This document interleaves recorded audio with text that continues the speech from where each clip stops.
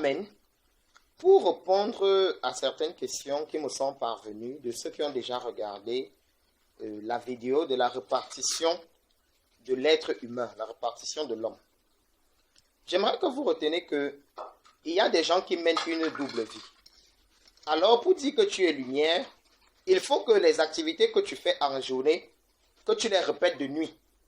Il faut que la même dimension des activités que tu as en journée, que tu les aies aussi dans tes rêves, dans tes songes et dans tes visions. Par exemple, vous allez vous rendre compte que Joseph a toujours été un père pour ses frères. Et même quand il est allé en Égypte, et même dans ses songes, il est resté un père pour ses frères. Amen. Donc, s'il savait que dans tes rêves, tu vois, tu as une femme, tu as une vie, ça veut dire que tu es encore du côté du monde des ténèbres. Pourquoi? Parce que en fait, tu ne peux pas être, par exemple, une chrétienne, mais tu rêves que tu es marié à un païen. Paul n'a jamais dit que mariez-vous à des païens, vous allez sanctifier vos maris. Et si ton mari est plus fort que toi, qui va sanctifier l'autre? Mais le gars va te sanctifier avec le croupier. Ça ne se passe pas comme ça. Donc, si tu rêves que en fait tu as une autre femme, pourtant tu as une femme à la maison, automatiquement tu es encore dans le monde des ténèbres. J'ai dit c'est un automatisme. Je ne peux pas être marié à Mélanie et je fais des rêves où je suis avec Agathe. Ça veut dire que si réellement je suis marié à Agathe dans le monde spirituel, ça veut dire que Mélanie n'est qu'une conséquence de ce que je vis dans le monde spirituel. Amen. Maintenant, voici ce qui se passe. Lorsque vous faites des rêves et que vous vous rendez compte que, par exemple, là-bas, vous êtes poursuivi par des gendarmes, par la police et autres, c'est le signe que vous êtes des serviteurs de Dieu ou des servantes de Dieu. Pourquoi? Parce qu'en fait, notre ennemi principal, lorsque nous, les serviteurs de Dieu, nous, les enfants de la lumière, nous sommes sur la terre, nos ennemis principaux, c'est l'État. Vous comprenez? C'est le droit physique. Vous comprenez? C'est la loi. C'est notre ennemi premier. Raison pour laquelle vous allez voir que le Seigneur Jésus a eu beaucoup à faire avec les gens du gouvernement de l'époque, les soldats du temple. Vous comprenez? Il a eu beaucoup de problèmes avec l'administration actuelle, donc l'État actuel, donc l'armée. Ce qui fait que si tu fais des rêves où tu te retrouves avec la police, la gendarmerie qui te poursuit, ou alors qui cherche à arrêter quelqu'un. Ce quelqu'un, ce n'est pas celui que tu penses, c'est toi qu'on cherche à arrêter. C'est juste qu'on ne t'a pas encore pris. Amen. Maintenant, si vous faites des rêves où dans vos rêves, vous avez des maisons, vous avez des voitures, vous menez une double vie. Alors votre deuxième vie est celle-là que vous menez dans le rêve. Ça veut dire vous êtes marié et je vous le dis, si vous partez dans certains pays, vous allez vous rendre compte qu'on va vous confondre, on va vous appeler d'un nom. En fait, ce nom, c'est vous. C'est votre nom dans le règne spirituel. C'est votre nom. Par exemple, si vous regardez bien dans l'Apocalypse, il est écrit, il y a un nom qui est marqué sur la pierre. Inconnu à celui qui remet la pierre, mais qui ne sera révélé et connu qu'à celui à qui on remet la pierre. Ça veut dire que dans le règne physique, par exemple, moi c'est le pasteur Emmanuel dans le règne physique, mais si je fais un rêve où on m'appelle, par exemple, Séraphin, ça veut dire qu'en fait, je suis Séraphin dans le règne spirituel. Je ne suis plus pasteur Emmanuel. Parce que moi, mes rêves, c'est toujours contre la gendarmerie, contre la police, contre le BIR. Parfois, je suis en train de faire des croisades en plein air. La gendarmerie vient m'arrêter. Mais sauf qu'ils ne parviennent jamais à me mettre en prison. Vous comprenez un peu? Donc, si tu fais un rêve qui est contraire à ta vie physique, sache que tu es dans le monde des ténèbres. Maintenant, lorsque quelqu'un dit, moi je fais des rêves, mais mon pasteur me dit qu'il était dans le monde des ténèbres, il m'a vu là-bas. Il y a deux options. Soit ton pasteur est dans le monde des ténèbres lui-même. Parce que si nous deux nous sommes dans le noir, tu ne peux pas me voir. Hein? Tu ne peux pas me voir. Mais on sait que si quelqu'un est dans la lumière et que l'autre est dans le ténèbre, celui qui est dans le ténèbre voit celui qui est dans la lumière. Hein? Raison pour laquelle eux dans le monde des ténèbres prévoient nos gestes, mais nous ne pouvons pas prévoir leurs gestes. Si quelqu'un dont te voit dans le monde des ténèbres, par exemple, je suis un sorcier et je te vois dans le monde des ténèbres, toi tu es une sorcière, mais tu n'es pas consciente que tu es une sorcière. Alors je vais te voir dans le monde des ténèbres. Maintenant, pour te mettre au parfum que je connais tes activités dans le monde des ténèbres, je vais venir te trouver en plein jour. Et je vais te dire, je t'ai vu de l'autre côté, tu faisais comme ça, tu faisais comme ça, tu faisais comme ça. En fait, c'est pour te dire que tu es un sorcier, mais tu es inconscient. Mais, La Bible dit votre ignorance ne restera pas impunie. Ce n'est pas parce que tu ne sais pas que tu es sorcier que tu n'es pas sorcier. Tu es sorcier. Alors, si tu refuses donc la lumière et qu'un sorcier parvient à te voir dans le monde des ténèbres, par exemple, vous allez vous rendre compte, il y a des gens avec qui, dans la journée, vous ne vous entendez pas, vous ne causez même pas, vous ne vous saluez même pas. Mais vous faites toujours des rêves là où vous marchez avec ces personnes. Vous êtes toujours en train de causer avec ces gens. Mais vous devez comprendre que vous êtes en activité spirituelle. Ça veut dire que vous menez réellement une double vie. Vous comprenez? Par exemple, il y a des gens qu'on dit, tu sais le monde des ténèbres, tu es un esprit des eaux, tu es une reine des eaux. Mais ils se posent la question, mais comment est-ce que je suis une reine des eaux? Comment est-ce que je travaille pour le monde des ténèbres? C'est simple. Quand tu dors, quelles sont les activités que tu mènes? Il y a des gens dans leurs rêves, ils passent le temps à égorger les gens. Ils sont dans l'armée, ils tuent les gens. Ça veut dire qu'en fait, ils sont embauchés dans l'armée du monde des ténèbres parce que le monde des ténèbres n'est constitué à 99% de l'ignorance.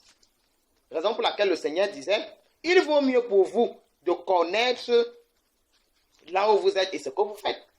Parce que tout ce qui a été assemblé sera désassemblé un jour et rentrera à la racine mère. Les œuvres du monde des ténèbres, la première œuvre du monde des ténèbres, c'est l'ignorance. Si tu ne connais pas qui tu es, si tu ne sais pas d'où tu viens, si tu ne connais pas là où tu pars, je te dis, à 99%, tous tes actes sont contrôlés par le monde des ténèbres. Amen. Maintenant, le cas d'une possession. Quand, par exemple, vous voyez, les pasteurs font des délivrances. Après, la mère de la personne qui est en train de manifester parle en elle. Une personne parle dans le corps d'une autre personne. Amen. Voici comment ça se passe. Voici les portes qui donnent accès à ces choses.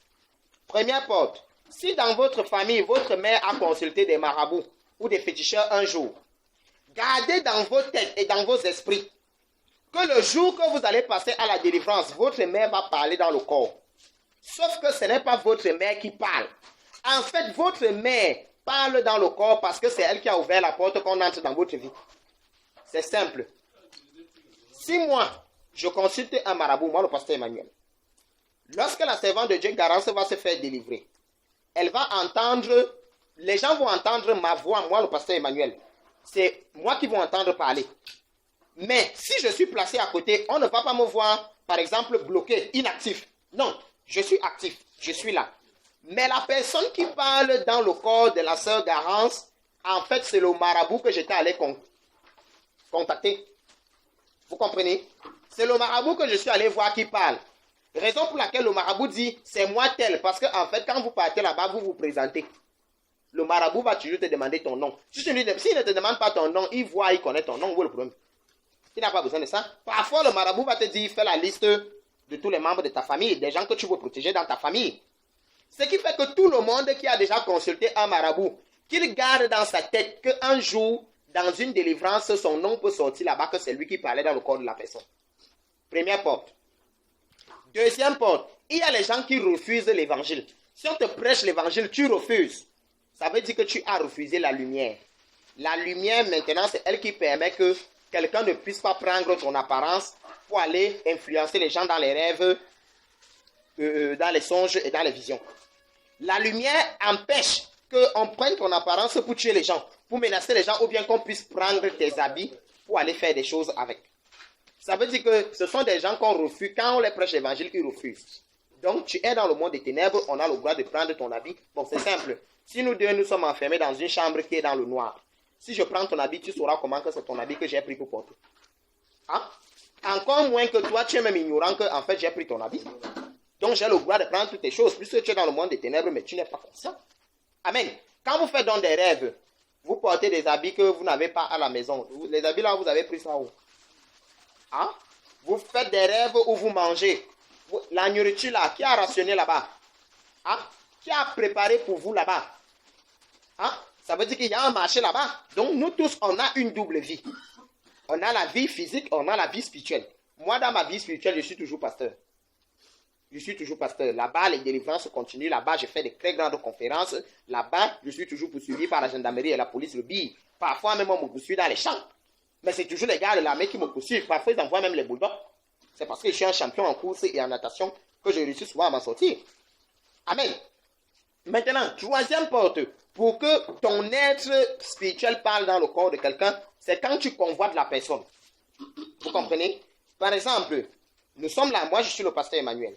L'autre, c'est peut-être mon ami prof. Lui aussi, c'est un serviteur de Dieu, mais c'est un enseignant de la parole.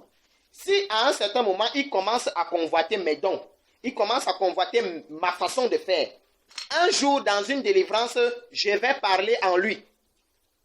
Vous comprenez? Un jour, dans une délivrance, je vais parler en lui, comme pour dire quoi?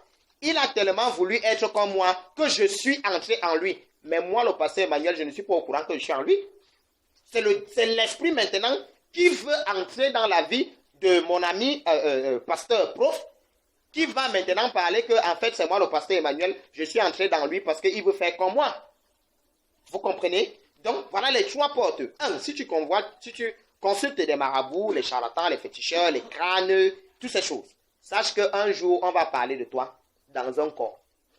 Deux, si on te prêche l'évangile, tu refuses. Parce qu'il y a les gens qui sont là, c'est écrit où? Hein? C'est écrit où? Comme la Bible n'a jamais mentionné que le Seigneur Jésus a mangé la viande, il a fait tout son parcours sur la terre, il n'a pas mangé la viande. Il n'a pas bu le lait. C'est ça, non? Il n'est pas allé aux toilettes, puisque la Bible n'a pas mentionné. Les éternels, il est écrit, sont tous des prisonniers. Amen. Troisième porte, la convoitise. Raison pour laquelle vous allez voir, le Seigneur dit, si quelqu'un regarde juste une femme avec une pensée, il a déjà eu les rapports avec cette femme. Comment donc il réussit à dire que si quelqu'un a juste la pensée avec une femme, il a déjà fait ça avec la femme? Mais vous voyez que la femme avec qui on a la convoitise n'est pas au courant de notre existence.